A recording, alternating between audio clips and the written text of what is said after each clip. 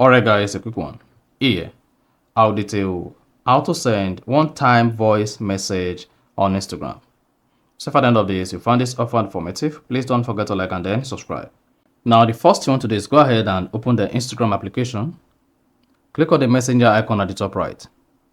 Then click on the chat where you want to send one-time voice message to.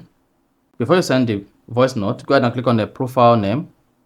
Locate and click on disappearing messages. Then select once they are sent. Hit the bar button.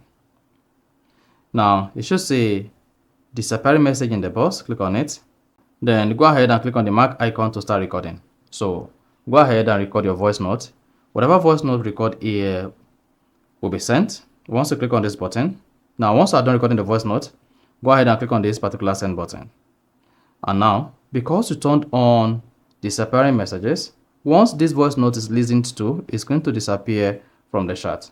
The Instagram user will not be able to access it once they are seen, whether they listen to it or not. So the moment they close Instagram, the message is going to disappear and then you're good. So that's exactly how to send one-time voice message on Instagram. So if you found this offer informative, please don't forget to like and then subscribe.